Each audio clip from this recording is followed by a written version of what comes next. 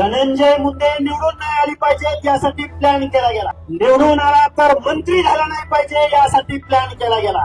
आणि मंत्री झाल्यावर पालकमंत्री झाला नाही पाहिजे यासाठी प्लॅन केला गेला. सुरेश अण्णा धस म्हणतो gangs of Beed, gangs of Wasseypur, फिल्मी डायलॉग. स्वर्गीय संतोष भैया देशमुख आणि स्वर्गीय सोमनाथ सूर्यवंशी यांच्या ज्या काही हत्या घडल्या या महाराष्ट्रामध्ये, खरं तर या ज्या हत्या घडलेल्या आहेत त्याचबरोबर पुणे जिल्ह्यातल्या राजगुरुनगरमध्ये गिरी गोसावी समाजाच्या 8-9 वर्षाच्या 2 चिमुरड्या मुलींची हत्या झाली. एका भटक्या विमुक्त जाती जमातीतल्या छोट्या मुलींची अतिशय निर्दयी पद्धतीने हत्या झाली. त्याचबरोबर आज पुणे शहरामध्ये आयटी इंजिनियर, एक इंजिनियर असलेल्या मुलीची कोयत्यानं हत्या झाली आज पुण्यामध्ये. या ज्या घटना महाराष्ट्रामध्ये घडतायत, या सर्व घटनेचा निषेध व्यक्त करून आज या श्रद्धांजली सभेमध्ये स्वर्गीय संतोष भैया देशमुख आणि सूर्यवंशी, सोमनाथ सूर्यवंशी यांच्या ज्या काही हत्या झालेल्या आहेत, या महाराष्ट्रातल्या सामान्य जनतेची, महाराष्ट्राची मान शर्मेने खाली घालणाऱ्या घटना आहेत. याचं समर्थन कुणीही करणार नाही. पण गेल्या अनेक दिवसामध्ये या महाराष्ट्रामध्ये गुन्हेगारांची जात शोधून, गुन्हेगाराचा समाज शोधून त्या समाजाला गुन्हेगारीच्या कटकऱ्यामध्ये उभा करण्याचा प्रयत्न या बीड जिल्ह्यामधल्या पुढाऱ्यांकडून होतोय. त्यांच्या या वृत्तीचा निषेध करण्यासाठी आजची ही निदर्शनं ओबीसी बांधवांच्या वतीनं होत आहेत. आता माझ्या समोर माता भगिनी खूप मोठ्या प्रमाणात इथं जमा आहेत, तरुण वर्ग इथं जमा आहे. आम्ही गुन्ह्याचं कधीही कुठंही समर्थन केलेलं नाही, आमच्या नेतृत्वानं कुठंही समर्थन केलेलं नाही. खऱ्या अर्थानं अशी वेळ कुणावरही येऊ नये, शत्रूतल्या शत्रूवर सुद्धा अशी वेळ येऊ नये असे मानणारी आम्ही सगळी माणसं आहोत. परंतु काही नेते निवडून आले आणि एक नेता आरक्षणाच्या आंदोलनातनं अपघातानं नेता झाला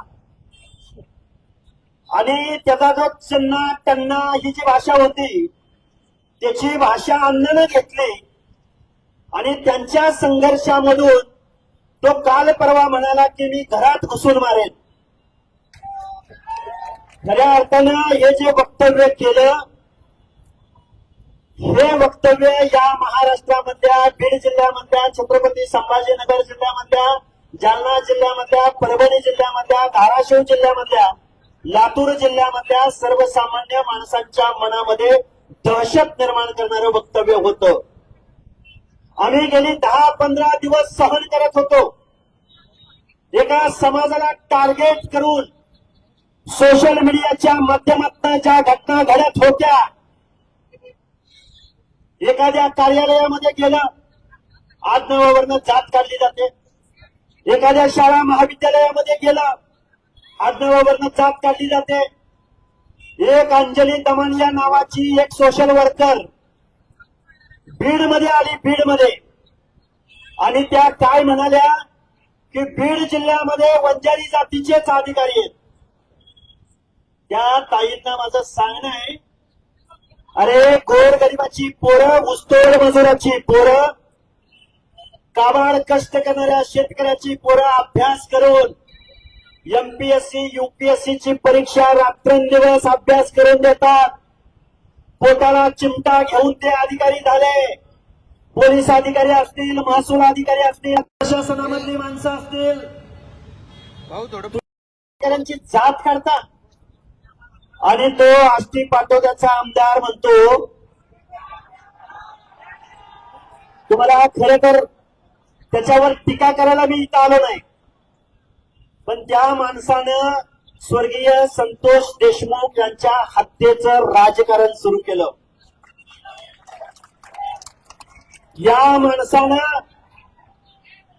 या माणसाची भाषा निवडणूक होईपर्यंत एक भाषा होती आणि निवडणुकीचा निकाल झाल्यानंतर या माणसाची भाषा वेगळी होती. अरे गुलाल पडला अंगावर, अरे विजय झालेला माणूस आपल्याच पक्षातल्या नेत्यावर टीका करतो. पराभूत झालेल्या माणसाची भावना समजू शकतो ना, पण निवडून आलेला माणूस आपल्याच पक्षातल्या नेत्यावरती टीका करायला सुरुवात झाली.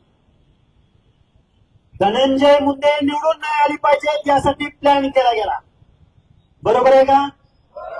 निवडून आला तर मंत्री झाला नाही पाहिजे यासाठी प्लॅन केला गेला आणि मंत्री झाल्यावर पालकमंत्री झाला नाही पाहिजे यासाठी प्लॅन केला गेला. त्यावेळी काय स्वर्गीय संतोष भाई देशमुखची काय हत्या झाली होती का?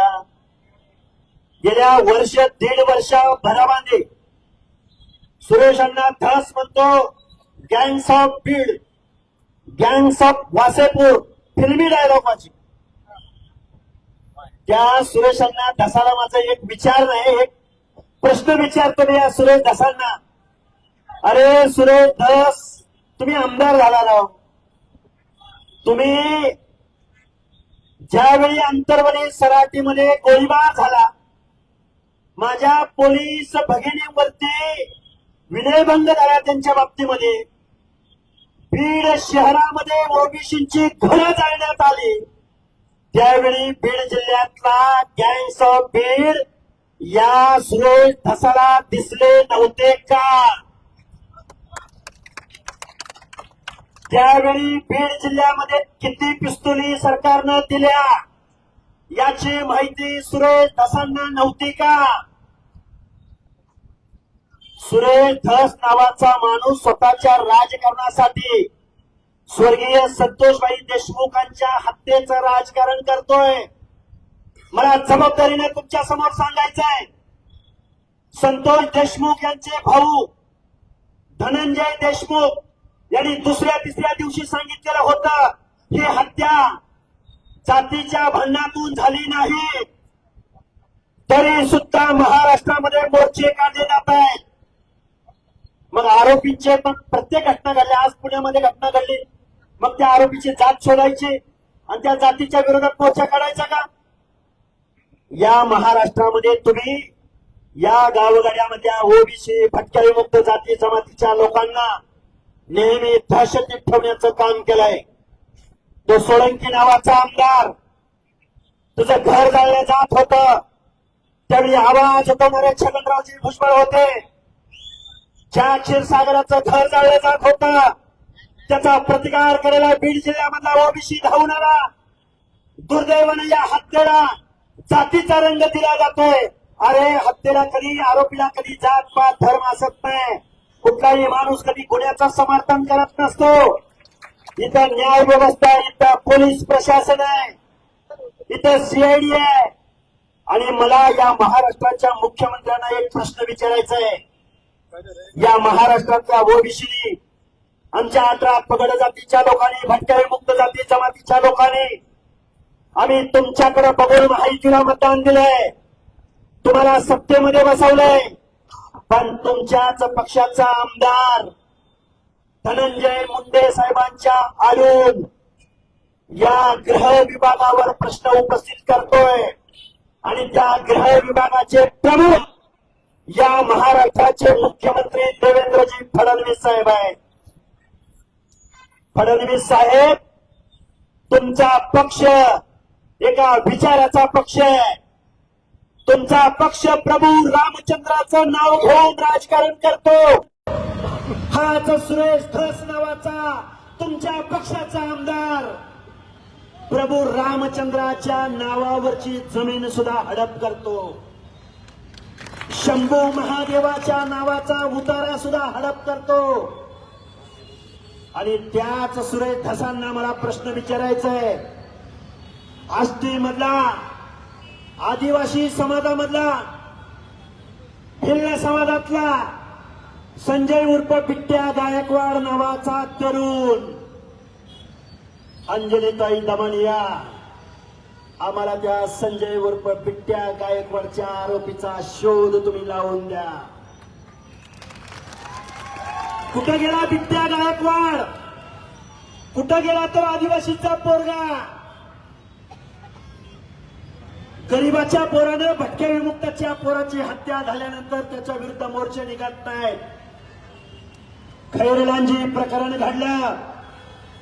नगरमध्ये एका भंगी समाजाच्या पोराला वैरण कटिंगच्या मशीनमध्ये घालून त्याची हत्या केली गेली.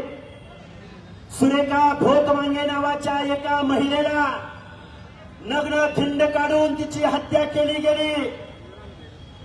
अरे या माणसांच्या हत्या झाल्या त्यावेळी आम्ही बांधवांनी तुमच्या कुणाच्या विरोधामध्ये जातीचा आधार घेऊन मोर्चे काढले नाही. गुन्हेगार हा गुन्हेगार असतो. तुम्ही जे या स्वर्गीय संतोष भैया देशमुखाच्या हत्येचं राजकारण चालू केलंय, एका समाजाच्या विरोधामध्ये गरळ ओकण्याचा कार्यक्रम सुरू केलाय, या तरुणांना तुम्ही टार्गेट करण्याचा प्रयत्न करताय. या सगळ्या गोष्टीचं उत्तर तुम्हाला द्यावं लागेल. अरे तुम्ही आमदार झाला, खासदार झाला. आमदार खासदार झाल्यावर सगळ्या माणसांचे तुम्ही आमदार खासदार असता. तुम्ही जातीचे मोर्चे कसे काढता? आणि स्वर्गीय संतोष अण्णा देशमुखांच्या श्रद्धांजली सभेमध्ये राजकीय नेत्यांना टार्गेट करता. टाळ्या, शिट्ट्या, घोषणा. मला वाटतंय स्वर्गीय संतोष देशमुखांच्या हत्येच्या मागचं गांभीर्य या सुरेश धस आणि मनोज जरांगे नावाच्या माणसाने याचं गांभीर्य कमी केलंय. या महाराष्ट्रामध्ये अरे उठलं की सुटलं फिल्मी डायलॉग, उठलं की सुटलं सुरेश धस टीव्हीवरती. अरे या महाराष्ट्रामध्ये अनेक प्रश्न आहेत.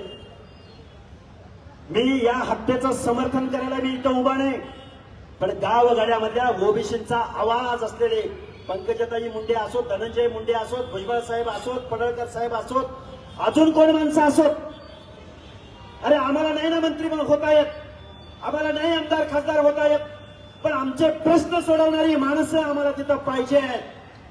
तुम्ही त्यांना गुन्हेगार म्हणता? कुठं कुठं तुमच्याकडे इव्हिडन्स आहे त्यांच्या विरोधामधला? कुठं त्यांच्या विरोधामध्ये तुम्हाला पुरावे सापडलेत?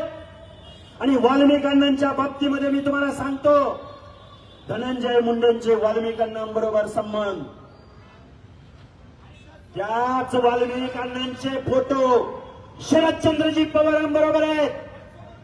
त्याच वाल्मिक अण्णांचे फोटो जयंत पाटील, सुप्रिया सुळे, त्याच वाल्मिक अण्णांचे फोटो सुरेश धसांबरोबर आहे.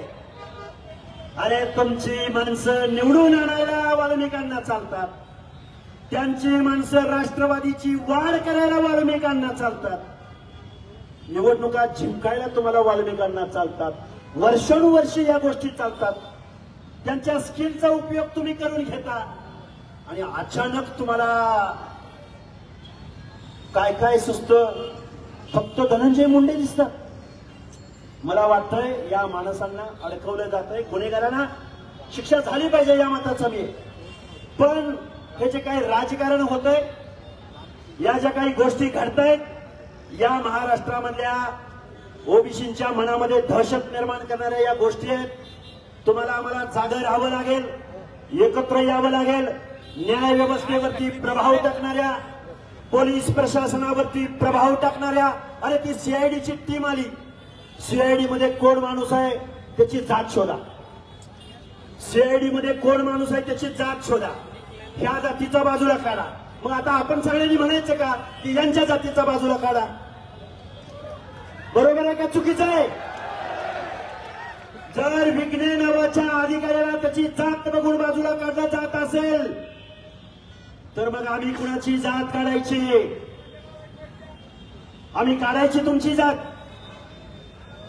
मला वाटतं इथल्या न्याय व्यवस्थेवरती इथल्या सीआयडी वरती, इथल्या पोलीस डिपार्टमेंट वरती, इथल्या प्रशासनावरती प्रभाव टाकणाऱ्या गोष्टी या बीड जिल्ह्यामधल्या खासदाराकडून, आमदाराकडून होत आहेत. तुम्ही आम्ही सगळ्या लोकांनी जागं राहिलं पाहिजे. तुम्ही आम्ही सगळ्या लोकांनी एकत्रित आलं पाहिजे. या गोष्टी महाराष्ट्रामध्ये घडतायत. ज्या शरदचंद्रजी पवारांनी मुख्यमंत्र्यांना पत्र लिहिलं, त्या शरदचंद्रजी पवारांना माझे काही प्रश्न आहेत. पवार साहेब, ज्या पुणे शहरामध्ये 1-2 दिवस असे जात नाहीत की कोयता गँगच्या माध्यमातून हत्या होत नाही. आजच एका आयटी इंजिनियरची, एका मुलीची हत्या झाली कोयत्यानं. राजगुरुनगरमध्ये मी मगाशी उल्लेख केला, 8-9 वर्षाच्या 2 मुलींची हत्या राजगुरुनगरमध्ये झाली.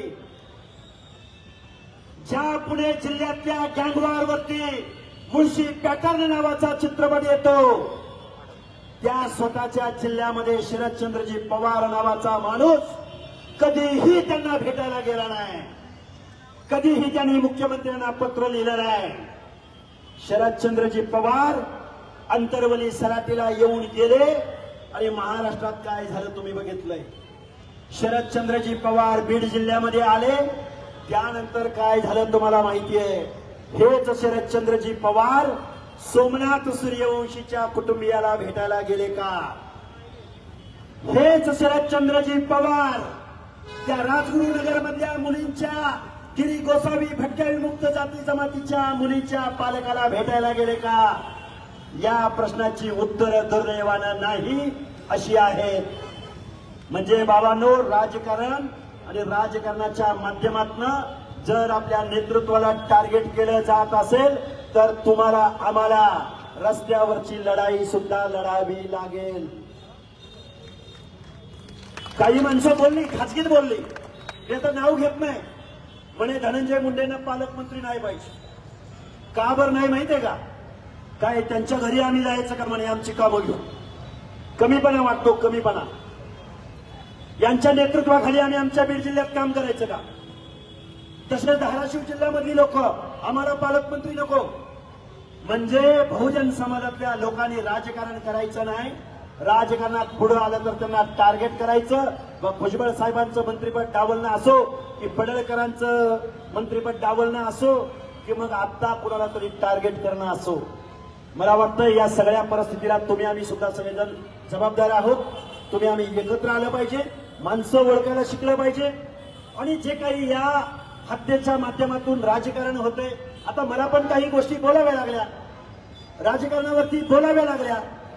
कारण बोलण्याचं कारण असं आहे की एका गंभीर घटनेचं लक्ष या 2 माणसांनी, काय झालं, जरांगे नावाचा माणूस, कुठलाही अभ्यास नाही, कुठलंही एकमेकाबद्दलचं काही आरक्षणाबद्दलची कसलीही माहिती नाही, तो माणूस चन्ना टन्ना म्हणून नेता झाला. कडे कडे से जाएंगे, डांबरी डांबरी से जाएंगे. पुन्हा काय म्हणला, काल परवा घरात घुसेंगे, घरात घुसून मारेन. बोलावं लागते, दुर्दैवाने बोलावं लागते. तो काय बोला, तिकडं परभणीची लोक येणार, इकडं धाराशिवची लोक येणार आणि घुसणार. मग काय याच्याकडे पायदळ आहे, घोडदळ आहे, याच्याकडे काय तोप गोळे? अरे याचं वजन 35 किलो, याचं वजन 35 किलो आणि म्हणतो घुसून मारीन. मला वाटतंय या लोकांच्या, हे बघा काय झालं, चन्ना टन्ना म्हणत होता त्यावेळी त्याची चन्ना टन्नाची जागा घेतली अण्णानं. काय झालं नीट आहे का? विषयाचं गांभीर्य मलाही जाणीव आहे त्या गोष्टीची. चन्ना टन्नाची जागा अण्णानं घेतली आणि पोरांच्या मोबाईलवर अण्णा दिसायला लागला आणि त्याचा डायलॉग दिसायला लागला. दुर्दैवाने या गोष्टींचा उल्लेख करावा वाटतो. एका माणसाची हत्या झाली, त्याची आपण श्रद्धांजली वाहत आहोत. आमच्या सोमनाथ सूर्यवंशी, एक वडार समाजातला तरुण, सुशिक्षित तरुण, त्याची जी हत्या झाली. अरे बाबानो, या 2 मिनिट, या मराठवाड्याच्या आपल्या भूमीमध्ये एक काळ असा होता, एका मुस्लिम अल्पसंख्याकांना टार्गेट केलं गेलं. नामांतराचा काळ असा होता की इथल्या दलितांची घरं जाळण्यात आली, दलित बांधवांना टार्गेट केलं गेलं. आणि अलीकडचा काळ या जरांगे नावाच्या माणसापासून अलीकडचा काळ असा झालाय, दिसला ओबीसीचा माणूस कर टार्गेट, दिसला माळ्याचा माणूस कर टार्गेट, दिसला धनगराचा माणूस कर टार्गेट. अजून एक उदाहरण माझं सांगायचं राहिलं बरं का. या बीड जिल्ह्यातल्या गेवराई तालुक्यामधल्या एका महारनोर नावाच्या एका ड्रायव्हराला ट्रकच्या मालकानं, त्या वाहनाच्या मालकानं ऍक्सिडेंट झाल्यावर तू पैसे का देत नाही म्हणून 3 दिवस दाबून ठेवलं आणि त्या मुलानं 4थ्या दिवशी आत्महत्या केली. ना त्याची FIR घेतली, ना त्याच्या आरोपींना अटक झाली. हे का बोलावं लागतंय? हे का, कशासाठी बोलायची वेळ आली आज आपल्यावर? खरं तर तुम्ही आम्ही माणसं, गावगाड्यातली माणसं, तुम्हाला आम्हाला एकत्रित येऊन आपल्या हक्क अधिकाराचं संरक्षण करणारी माणसं. पण एका गुन्ह्याला या महाराष्ट्रामधल्या खासदार, आमदार, पक्षाचा प्रमुख, अरे कोण कोण आलं ते, तिकडं जितेंद्र आव्हाड आलं, इकडनं कोण आलं, दमानियाबाई आली, इकडून कोण आले, पवार साहेब आले, इकडून कोण मग क्षीरसागर, मग काय सोळंकी, मग काय सोनवडे, मग काय धस, पवार. निवडणुकीशिवाय या माणसाला दुसरं तिसरं काहीही सुचत नाही. माझी तुम्हाला कळकळीची विनंती आहे, एक ओबीसीचा आंदोलन म्हणून माझी तुम्हाला विनंती आहे. बाबांनो, खूप काही बोलता येण्यासारखं आहे, पण ती श्रद्धांजलीच्या सभेमध्ये त्या सभेचं गांभीर्य लक्षात ठेवून अगदी थोडक्यात मी मनोगत व्यक्त करतोय. पण तुम्हाला सगळ्या गोष्टी कळतात, तुम्ही टीव्ही बघता, तुम्ही युट्यूबवरती सगळ्या गोष्टी पाहता, कायदे कानून पाहता. माझी तुम्हाला एकच विनंती आहे, आपली माणसं त्या ठिकाणी जायला स्वर्गीय गोपीनाथराव मुंडेंची खूप मोठी पुण्याई आहे. या महाराष्ट्रामध्ये स्वर्गीय गोपीनाथराव मुंडे या लोकनेतृत्वाच्या सावलीला थांबून अनेक माणसं आमदार खासदार झाली, अनेक माणसं राजकारणात आली, अनेक माणसं मंत्रिपदावर गेली. अरे महाराष्ट्र म्हटला, कोण नेते होते महाराष्ट्र म्हणलं की? विराज शिंदे, यशवंतराव चव्हाण, विलासराव देशमुख, स्वर्गीय गोपीनाथरावजी मुंडे. आणि अलीकडचे नेते बघूनच घेईन, कसं घेत नाही बघू, कसं देत नाही बघू. हे जे वळण मिळालेलं आहे, हे खऱ्या अर्थानं या महाराष्ट्राची मान शर्मेने खाली जाते. आणि बीड जिल्हा हा, मराठवाडा हा चांगल्या माणसांचा हा भाग आहे. बदनाम केला जातोय, बदनाम. बीडचा बिहार झाला की काय असं म्हटलं जातं. अरे पण त्या पुण्याचं काय झालंय ते एकदा बघा ना, त्या नगरचं काय झालंय हे पण तुम्ही एकदा बघा. त्यामुळं माझी तुम्हाला कळकळीची विनंती आहे, बाबांनो, एकदम विचारानं तुम्ही आम्ही सगळ्या लोकांनी एकत्रित आलं पाहिजे, आपली माणसं टिकवली पाहिजे, आपल्या माणसांच्या पाठीशी ठामपणे उभं राहायची भूमिका तुम्हाला मला घ्यावी लागेल.